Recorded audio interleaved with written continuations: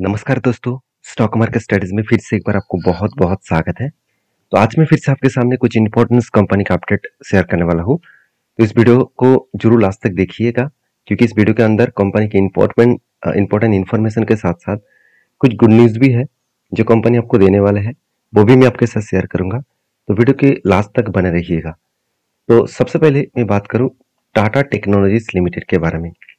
देखिए, टाटा ग्रुप की हाल ही में लिस्टिंग हुआ एक कंपनी है टाटा टेक्नोलॉजीज लिमिटेड।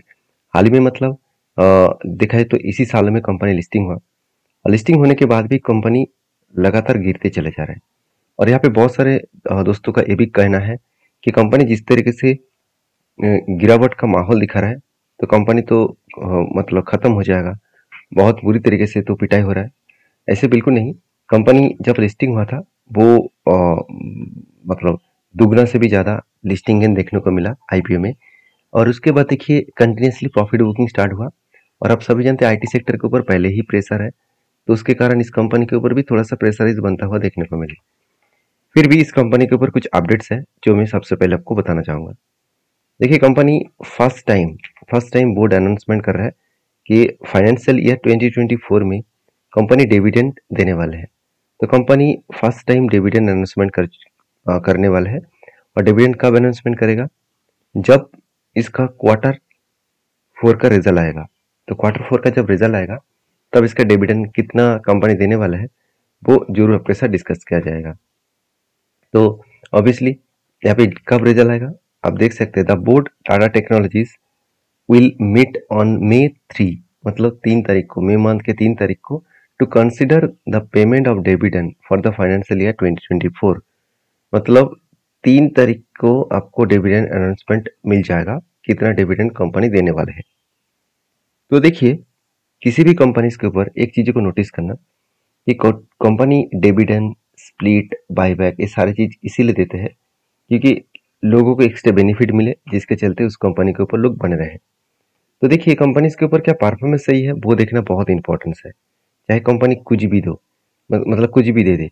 तो कंपनी के क्वार्टर रिजल्ट के बारे में बात करूँ तो सेल्स देखिए लगातार एक रेंज के हिसाब से बढ़ता हुआ देखने को मिले। ऐसे नहीं कि बहुत ज़्यादा ग्रोथ हो गया और बहुत ज़्यादा फॉल भी हो गया। कंपनी एक रेंज के बेसिस पे कंटिन्यूसली यहाँ पे सेल्स को बढ़ता हुआ देखने को मिले। एक्सपेंस को कंपनी कंटिन्यूसली मेंटेन किए। उस बेसिस में कंपनी का नेट प्रॉफिट 148, 160, 170, ये इस तरीके से कंपनी का नेट प्रॉफिट देखने को मिले। तो बेस्ट तरीके से कंपनी का प्रॉफिटेबिलिटी ग्रोथ देखने को मिला है। बाकी इस कंपनी की जो बैलेंस शीट है उसके बारे में चर्चा करूँ, कंपनी का रिजर्व वो भी लगातार बढ़ते चले गए। और बोरिंग्स भी कंपनी के अच्छा खासा मतलब कम होता देखने को मिले। उतना भी ज़्यादा बोरिंग्स नहीं है जो कंपनी के ऊपर कोई प्रेशर आएगा। तो कंटिन्यूसली कंपनी सारी चीज़ों को मेंटेन्स किए। और सबसे जो मुझे बेस्ट पॉइंट लगा कंपनी के, वो है ट्रेड रिसीवेबल। मतलब कंपनी का प्रोजेक्ट कितना मिला। देखिए, एटलीस्ट 5 साल पीछे चले जाएंगे तो 575 करोड़ के आसपास कंपनी का टोटल बोरिंग्स था। आज वो बढ़ के हो चुके हैं 1000 करोड़ के आसपास। मतलब ऑलमोस्ट डबल के आसपास कंपनी का बोरिंग्स देखने को मिले। कैश इक्विपमेंट के बारे में बात करूँ तो 384 करोड़ से 800 करोड़ तक कंपनी का टोटल कैश जो है वो बढ़ता हुआ देखने को मिले। तो कंपनी जितना कर्जा लिया उस कर्जे को कंपनी खुद के कैश से ही इजीली मिटा सकते हैं। तो जिसके लिए मैं जरूर कहूँगा इस कंपनी के ऊपर ज़्यादा टेंशन लेने का जरूरत नहीं कि कंपनी क्या करने वाले हैं। तो शायद इसीलिए इन्वेस्टर भी इस कंपनी के ऊपर छोटे मोटे क्वांटिटी के साथ काम करना स्टार्ट किए हैं। और अभी कंपनी के टेक्निकली चार्ट पैटर्न्स के बारे में बात करें तो मैं पहले ही डिस्कशन कर चुका हूँ। कंपनी के ऊपर एक रेंज के बेसिस में company continuously sell up momentum दिखा रहा है। तो देखिए, कंपनी यहाँ पे एक बार ब्रेकआउट करने का कोशिश किए थे, ब्रेकआउट फेल हो गया। दोबारा यहाँ पे भी किया, फेल हो गया। तीसरी बार यहाँ पे किया मगर यहाँ पे फेल नहीं हुआ। फिर भी देखिए कुछ ऊपर जाने के बाद ही कंपनी बिग फॉल हो गया। अभी देखिए कंपनी जिस तरीके से यहाँ पे ब्रेकआउट किया, ब्रेकआउट कंफर्मेशन भी किया, मतलब डबल ग्रीन कैंडल दिखा। तो मुझे लग रहा है कि यार एक बार वो रिटेस्ट करेगा इस लाइफ टाइम लो को, और उसके बाद यहाँ से बाउंस बैक करने का चांसेस है।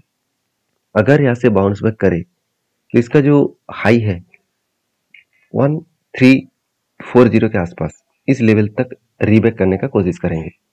तो जब इसको रिटेस्ट करने के बाद कोई कैंडल बनता है तो मैं आपके साथ वीडियो बनाकर फिर से शेयर करूंगा। तो तब तक इस कंपनी के ऊपर आप रिसर्च करिए, आपकी क्या ओपिनियन है जरूर मुझे कमेंट्स करके बताइए। नेक्स्ट जो कंपनी है उसका नाम है वरुण बेवरेजेस लिमिटेड। तो फाइनली कंपनी के ऊपर एक बहुत बड़ा अपडेट है, क्योंकि देखिए गर्मी का मौसम स्टार्ट हो चुका है। इस टाइम सबसे ज़्यादा बेवरेजेस प्रोडक्ट का डिमांड होगा, मतलब कोल्ड ड्रिंक्स प्रोडक्ट का डिमांड आपको देखने को मिलेगा।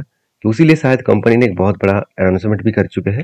देखिए Varun beverages started production of carbohydrate soft drinks. Carbohydrate soft drinks का मतलब है जितने सारे कोल्ड ड्रिंक्स हम लोग पीते हैं तो उसको कार्बोहाइड्रेट सॉफ्ट ड्रिंक कहा जाता है। Energy drinks at Gorakhpur.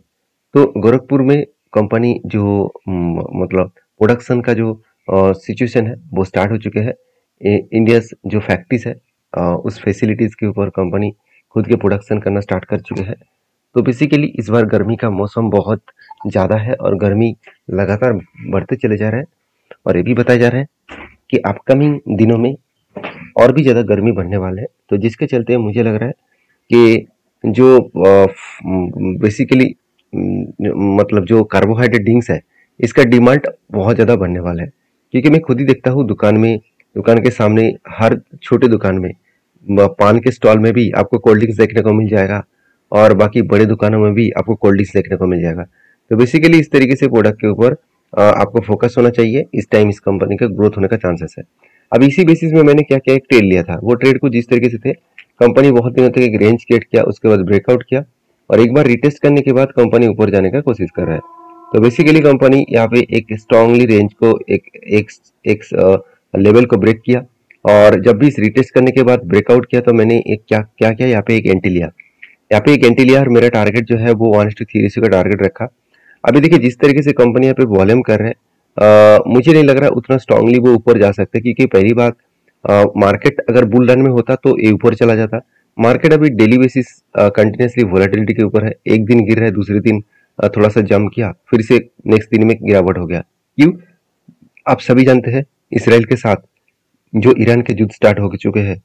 अभी वो युद्ध अगर कंटिन्यू रहे तो मार्केट के ऊपर एक बिग फॉल देखने को मिलेगा, क्योंकि क्रूड ऑयल के ऊपर एक बड़ा इम्पैक्ट आएगा, और उसी के कारण मार्केट के ऊपर एक बिग फॉल देखने को मिल जाएगा। क्योंकि इसराइल अटैक करने के लिए तैयार है ईरान के ऊपर, और अमेरिका भी बोल चुके हैं अगर अगर तुम ईरान के ऊपर अटैक करे तो मेरे तरफ से कोई भी हेल्प तुमको नहीं मिलेगा। तो जो हो गया उसी को यहाँ पे ही रफा दफा कर दीजिए। तो ईरान तो मानने वाला नहीं है। तो ये सिचुएशन अगर बनता रहे तो एक बिग मतलब युद्ध स्टार्ट होने का चांसेस है, और वर्ल्ड वॉर 3 भी होने का चांसेस है।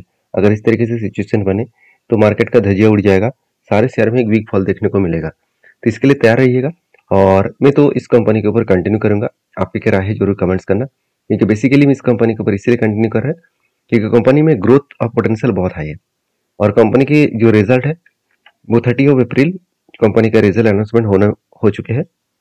इस दिन आपको रिजल्ट मिल जाएगा। तो जब रिजल्ट आएगा तो मैं आपके साथ जरूर शेयर करूंगा। नेक्स्ट जो कंपनी है उसके बारे में चर्चा करूँ, उसका नाम है L&T टेक्नोलॉजीज लिमिटेड, जिसको हम लोग LTTS नाम से जानते हैं।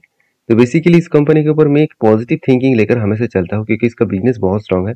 कंपनी जिस जिस प्रोडक्ट के ऊपर काम करे आप खुद ही सीख सकते हैं। ट्रांसपोर्टेशन, साथ ही साथ इंडस्ट्रियल प्रोडक्ट्स, साथ ही साथ टेलीकॉम एंड हाईटेक जो मेडिकल डिवाइसेस है, उसके साथ साथ इंजीनियरिंग सेगमेंट के ऊपर भी काम कर रहे हैं।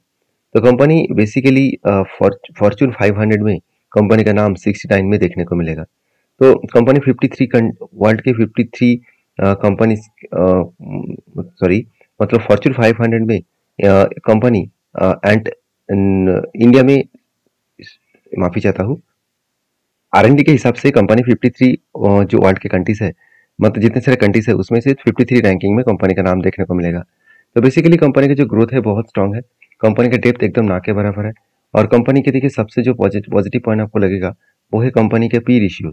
एक टाइम पी रेशियो चला गया था करीबन 70 के ऊपर, आज पी रेशियो कहाँ पे है, 40 के आसपास है।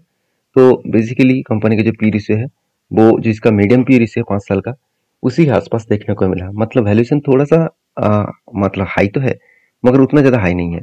और बेसिकली मुझे एक पॉइंट और भी बेस्ट लगा, वो है प्राइस टू बुक वैल्यू। जो आप देखेंगे तो प्राइस टू बुक वैल्यू एक टाइम चला गया था 15 के ऊपर, और आज प्राइस टू बुक वैल्यू 12 के नीचे चल रहा है। मतलब वैल्यूएशन वाइज देखा जाए तो एक सस्ते दामों में प्रोडक्ट को यहाँ पे देखने को मिला। बाकी इस कंपनी के ऊपर आपके क्या ओपिनियन है जरूर मुझे कमेंट्स करना, क्योंकि कंपनी के जो परफॉर्मेंस है वो आपको हर जगह पे अच्छा दिखेगा। जैसे क्वार्टरली रिजल्ट में कंपनी का शानदार सेल्स, शानदार एक्सपेंस और उसके बाद शानदार प्रॉफिट भी देखने को मिला। अभी नेक्स्ट जो क्वार्टर 4 रिजल्ट आने वाला है, क्या उस रिजल्ट में भी अच्छा खासा परफॉर्मेंस दिखेगा? चलो वो भी मैं आपको दिखा देता हूँ। आप देख सकते हैं पिछले सालों में जो सेल्स किए थे, इस बार सेल्स बढ़ चुके हैं, एक्सपेंस भी बढ़ा, उसके बाद कंपनी का नेट प्रॉफिट भी यहाँ पे बढ़ता हुआ देखने को मिले। इसका मतलब कंपनी में इस बार रिजल्ट भी पॉजिटिव आने का चांसेस है। शायद इसीलिए कंपनी के ऊपर एक इम्पोर्टेंस अपडेट भी है, वो है कंपनी के ऊपर डिविडेंड। तो कंपनी जल्द से जल्द डिविडेंड अनाउंसमेंट करने वाला है और वो भी फाइनेंशियल ईयर 2024 के रिजल्ट आने के दिन ही डिविडेंड अनाउंसमेंट किया जाएगा। और बेसिकली और एक अपडेट भी है, India's L and T tech hits more than 2 years high. तो ऑब्वियसली कंपनी लगातार हाई करते चले जा रहा है। और जो मेरा एंट्री था, जो मैंने एक स्विंग बेसिस में एंट्री लिया था, मैं आपको वो भी शेयर करूँ। तो यहाँ पे कप विद 100 पैटर्न्स बना था और फाइनली जब ब्रेकआउट किया, ब्रेकआउट करने के बाद एक बार रिटेस्ट किया, उसके बाद ऊपर भी गए और स्ट्रांगली यहाँ पे एक रेजिस्टेंस भी मिला था, वहाँ पे कुछ टाइम होल्ड किया, उसके बाद फाइनली टारगेट का अचीव किया। और देखिए बेस्ट तरीके से टारगेट को अचीव किया और मुझे नहीं लग रहा कि इस लेवल को ब्रेक इजीली कर पाएंगे, क्योंकि ये कंपनी के लाइफ टाइम हाई है 5846। ये जो लेवल है बहुत स्ट्रांगली रेजिस्टेंस है। इस लेवल को फेस करने के बाद ही बिग करेक्शन हो चुके हैं। तो बेसिकली यहाँ से अगर रिटेस्ट करे और ऊपर गए तो एक बड़ा धमाका हो सकता है। तो फिलहाल के लिए मेरा कोई एंट्री नहीं है, मेरा एक टारगेट तो पहले मिल चुके हैं, मैं इंतजार करूंगा नेक्स्ट कोई एंट्री लेवल बनने तक। तो नेक्स्ट जो कंपनी है उसके बारे में चर्चा करूँ, उसका नाम है Bhagirath chemical and industries limited. तो ये कंपनी एक छोटा सा कंपनी है, 1900 करोड़ का कंपनी है और बेसिकली इस कंपनी के ग्रोथ होने का चांसेस बहुत ज़्यादा है। अगर मैं कंपनी के एक्स्ट्रा बेनिफिट के हिसाब से बात करूँ, कंपनी स्प्लिट देने वाला है 1 के बदले 10। तो इस कंपनी के ऊपर एक बार स्टडी करिए, उसके बाद काम करिए, क्योंकि मेरे तरफ से कोई भी किसी भी कंपनी के ऊपर बाई सेल का रिकमेंडेशन नहीं है। मेरा काम था सारी इन्फॉर्मेशन आपके साथ शेयर करना, आपके काम है उस इन्फॉर्मेशन को वेरीफाई करके काम करना। तो मिलते हैं नेक्स्ट वीडियो में, तब तक के लिए धन्यवाद।